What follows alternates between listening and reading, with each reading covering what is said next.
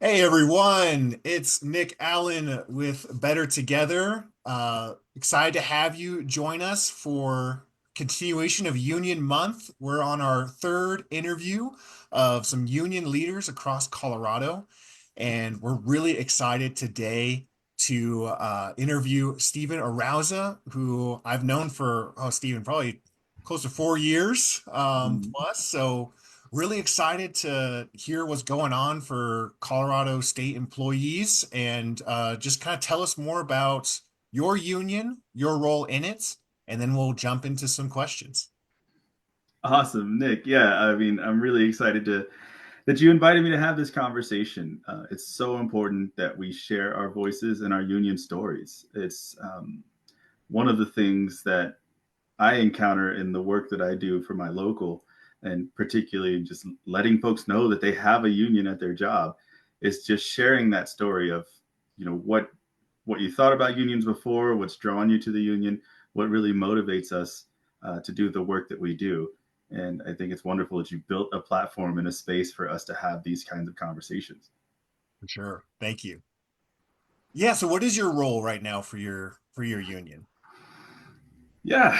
So I've just begun my second term actually as a union officer.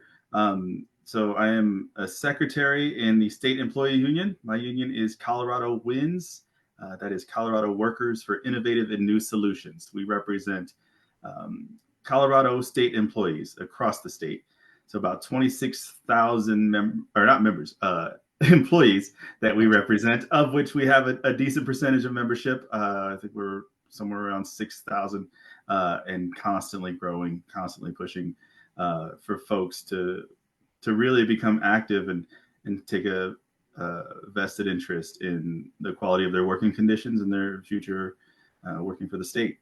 So, in addition to union secretary, which places me on the executive board as a voting member, and of course responsible for kind of preserving the minutes and kind of handling that sort of document preservation side of everything. The executive board is very active. We show up to as many events as possible, which for me, being in rifle, involves driving to the front range with some frequency. Sure. Um, when I'm lucky, I'm able to support our nationals because we are a union under SEIU, the Service Employees International Union. We are local 1876, but we are also under the American Federation of Teachers.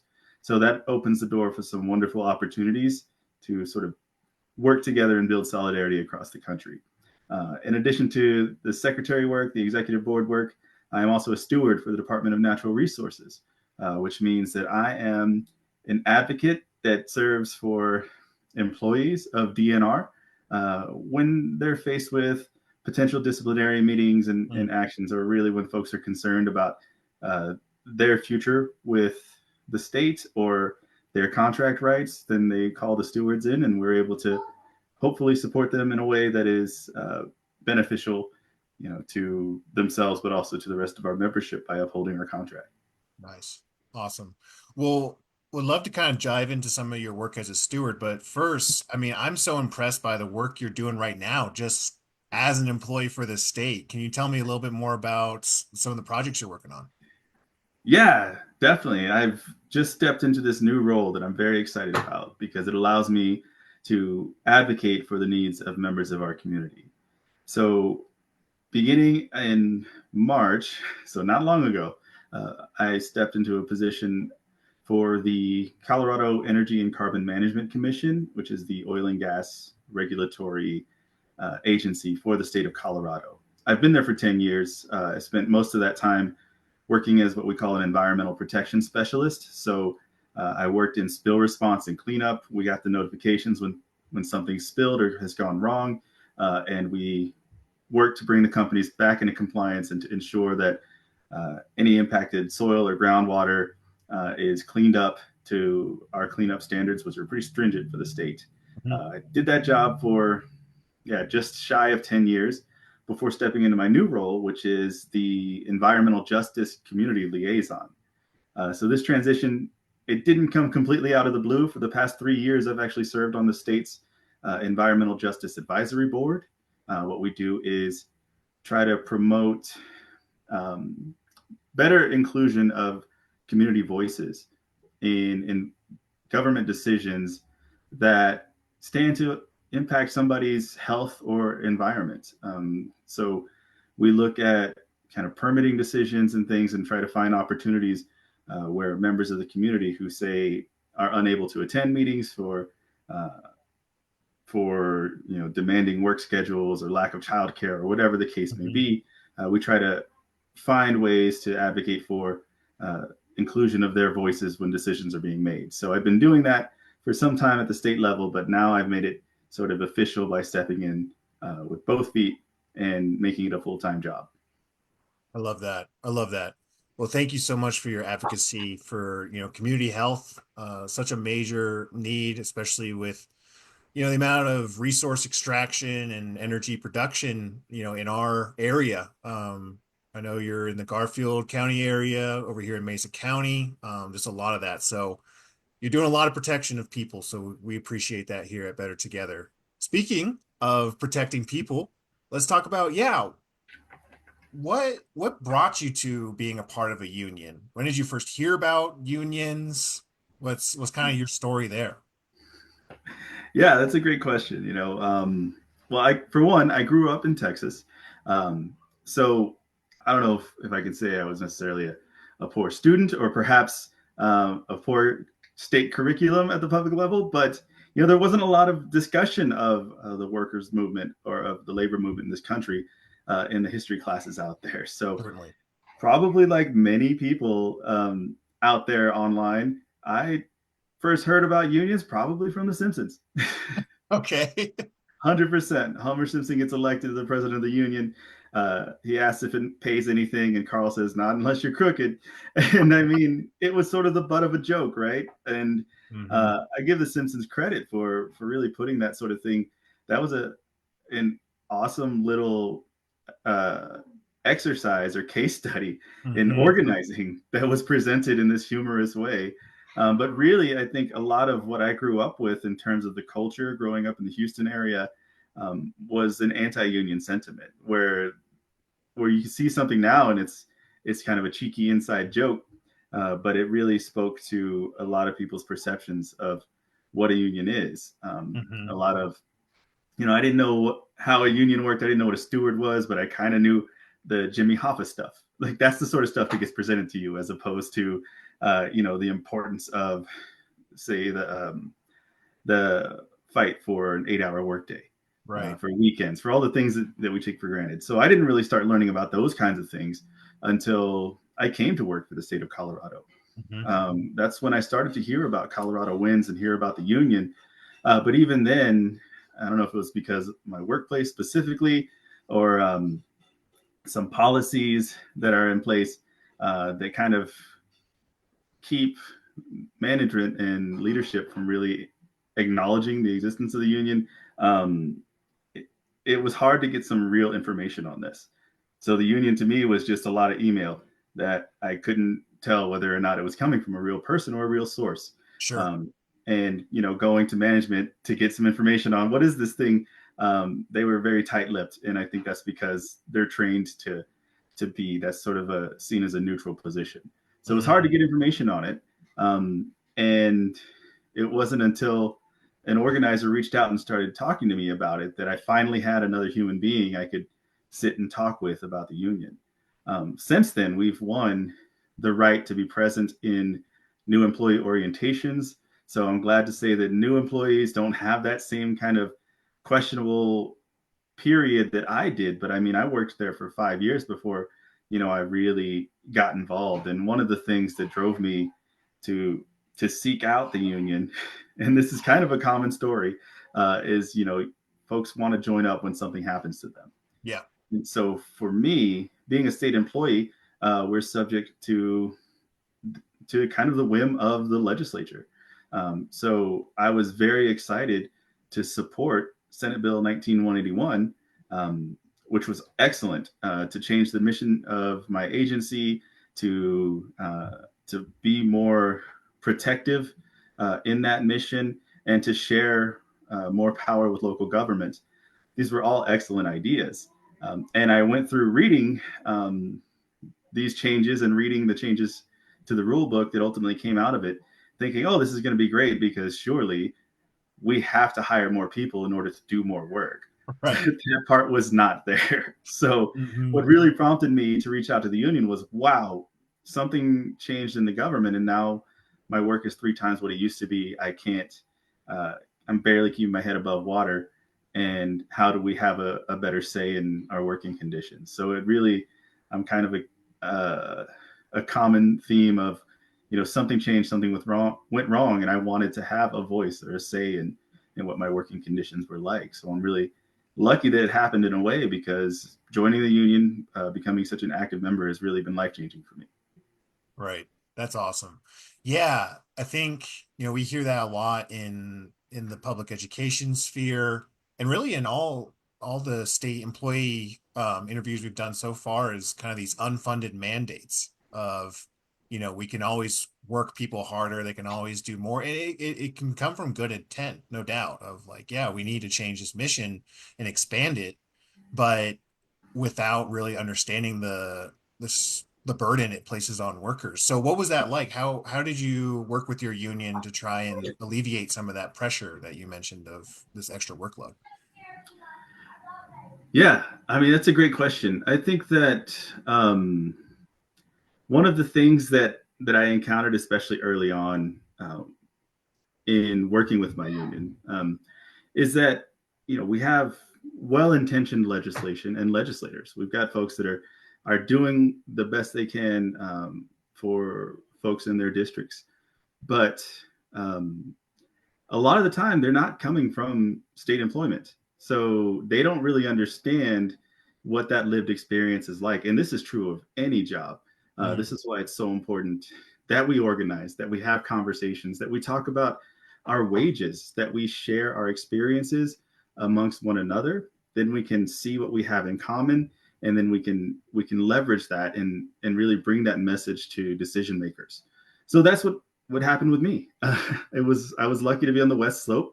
We were constantly looking for folks to talk with legislators across the state, and I kind of filled a gap in Garfield County, in having those conversations with those legislators and letting them know what the situation looks like on the ground, how we are trying, but how there are times where, yeah, every year you're asked to do more with less. And hmm. we've seen legislators on the floor arguing that state employees are happy to just to have jobs and will happily wait out another legislative session before they can get a raise, because that's literally what it takes as an act of Congress to get a cost of living adjustment. Right. Um, One of the most painful experiences of that was in the middle of 2020. We were told we would be getting a 3% raise to adjust for inflation, um, and only for it to not to be delivered. So it was, the offer and then retraction was more painful than had it not been offered in the first place. Certainly. Certainly, But right? for me, yeah, but for me that was a really, um, it really illustrated the fact of the matter, which was that our decision makers happen to be legislators, and that means there's a lot more of them, and we have to work with them in a different way. But I mean, anybody working for a living in a position where they're not working for themselves, say, um, needs to be able to have a say and let their employer know exactly what their conditions are and how these decisions, however well intentioned they may be, actually shake out for the folks on the ground. Right.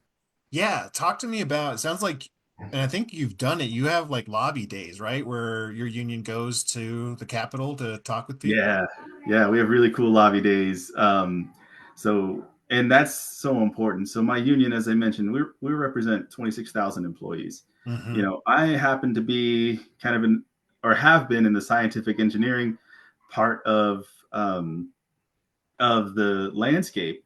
But I mean, we represent folks, technicians, custodial, janitorial, everything. So it's really important.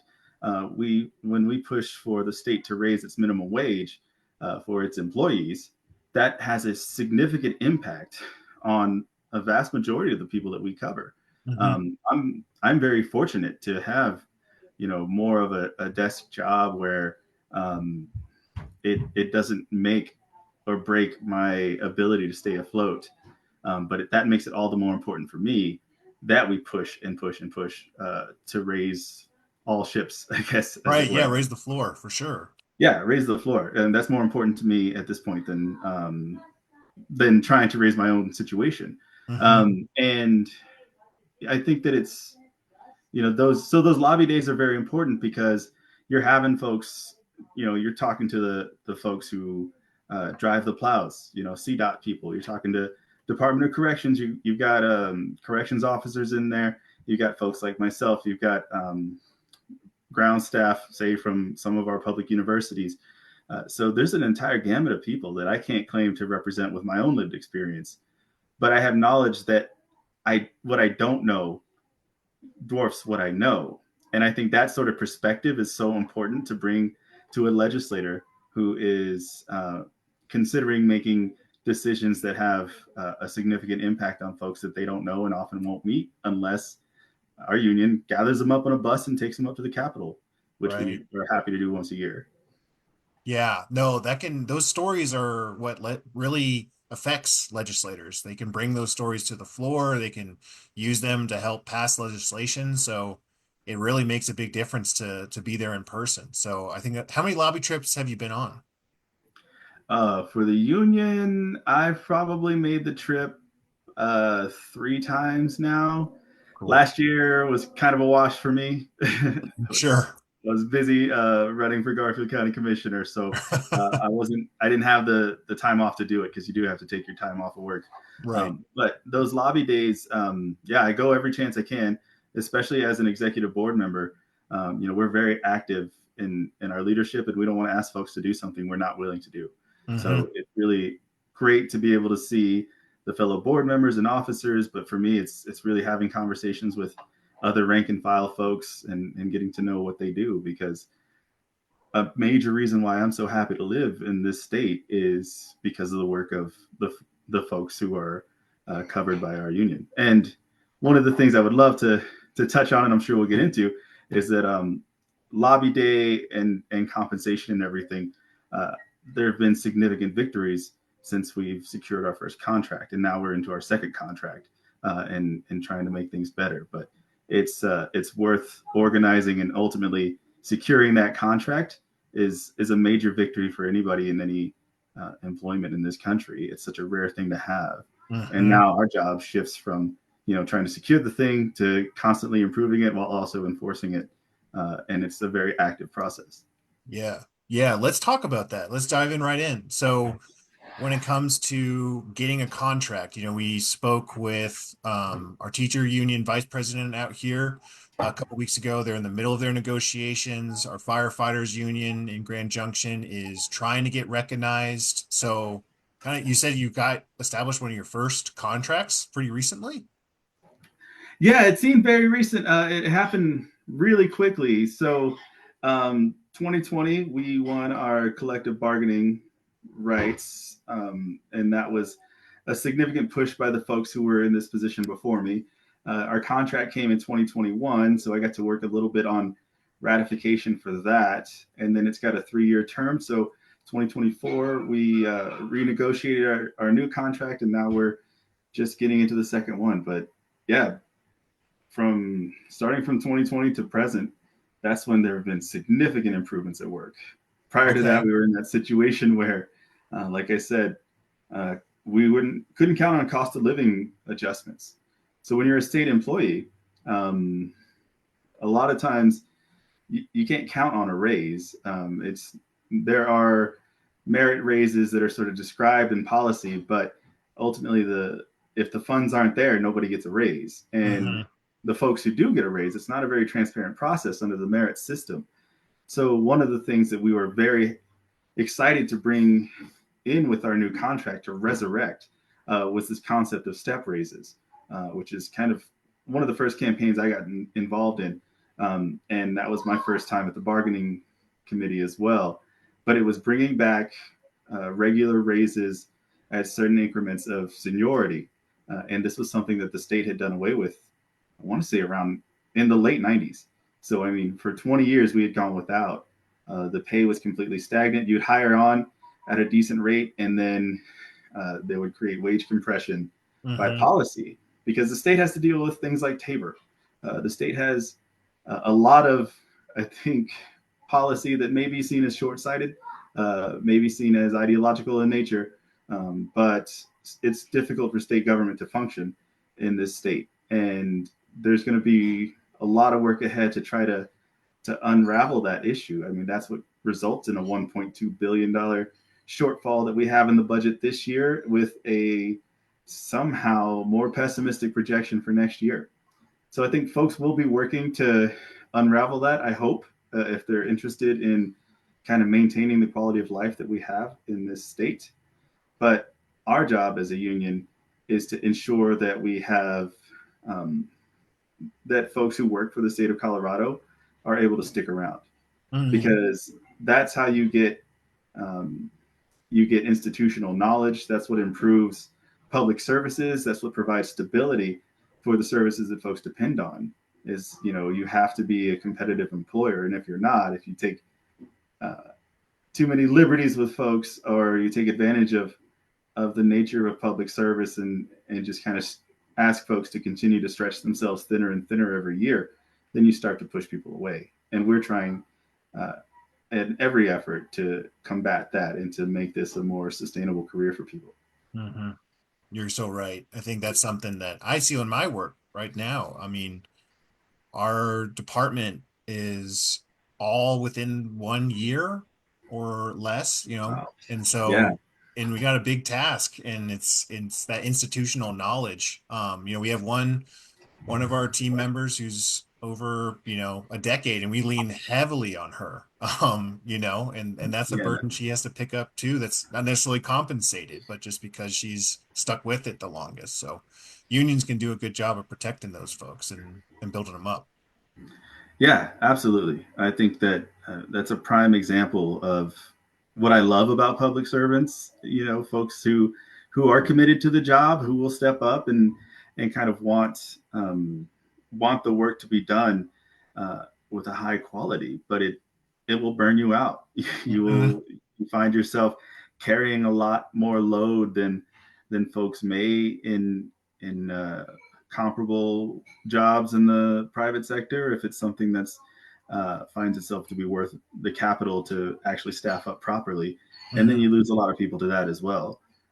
But I think that, one of the things I see in the work that we do as a union, or that we have to push back against, is this notion in society that this desire to operate as lean as possible in terms of your finances, to run everything like a business, which is a large contributor to the outcome of the elections in 2024. But Mhm. public services are not businesses. That mindset is what pushes people out and takes advantage of them, and burns them out. So we can't afford to do that to our public servants, because that will ultimately cost us our public services. Right. Right. Yeah. It's a vicious cycle to try and replicate that, because it's a round peg in a square hole of trying to, have one format that fits across the board when you're serving a very different population. Speaking of kind of private sector jobs, one thing I've been hearing a lot is that unions they're there just to protect bad employees, and bad employees are parts of unions so they can be protected. You're a steward. You mentioned having to come into probably some of these um, disputes between an employee and management, or maybe not. I don't know, but like, tell us a little bit about what, as a union man, when you hear something like that, that unions are just there to protect bad employees. What's the Yeah, deal? yeah. I mean, I think it's such, to me, brazen rhetoric, but it's simple and effective. Mm, Um, and especially coming out of a year on a campaign trail, you get to see and appreciate those things for what they are, which is just a very effective tool, regardless of mm, whether or not there's any reality to it. We tell folks, when confronted with that kind of notion, that we don't want bad employees around either. I mean, that makes it more difficult for us to do our jobs. That's really just a straw man argument that gets thrown at folks, by people who have a vested interest in, say, the status quo or in their employees remaining uh, inco- incohesive or Mm, mhm, disorganized. mhm, I have been involved in the disciplinary procedures for some of my colleagues, and I would say that it's what we do as a union is, first of all, we were able to build a transparent dispute resolution process. We were able to bring transparency into the disciplinary process so that folks would know what to expect. They would know what their rights are, and they would have the right to having representation from our union, so that somebody who understands the contract and somebody who's gotten enough of these reps under their belt to not be intimidated by the relationship to, say, a supervisor is able to be there for you. Just having somebody in your corner makes such a big difference, and having somebody who's seen how this can go um, helps for somebody who's at that point sees their livelihood on the line. So mm, providing that transparency and that sort of understanding to me is a very important part of the job. It's why I take pride in my work as a steward, and that's why I'm proud to work with stewards that I have today.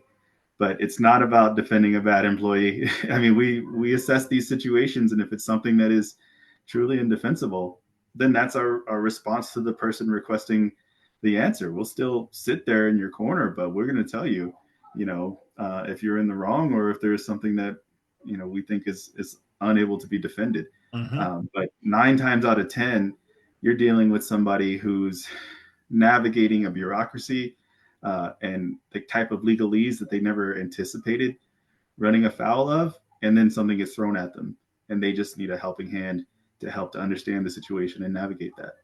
Right. Totally. And they can learn from that, and become Yeah, better employees. absolutely. Yeah, folks become better employees. Folks can see the value of their union.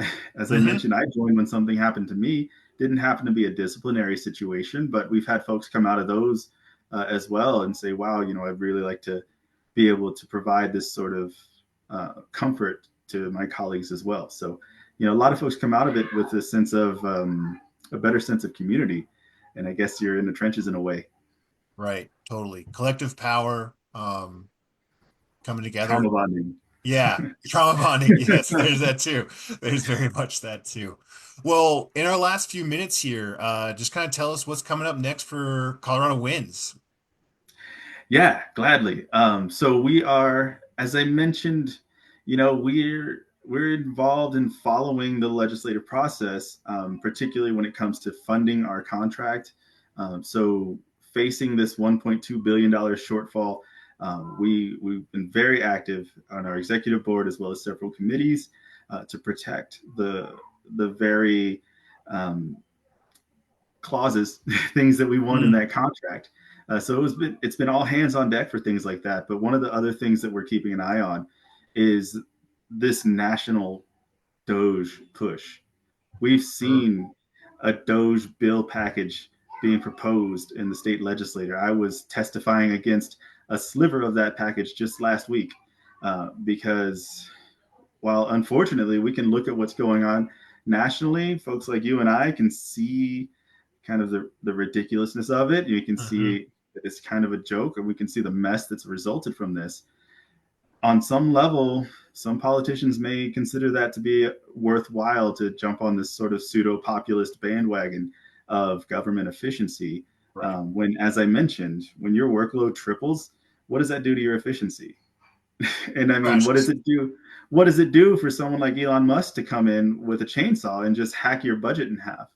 You're never going to recover from that. It's really Hmm. just a thinly veiled push for deregulation. In my case, environmental, but also for deregulation of workforce protections as well.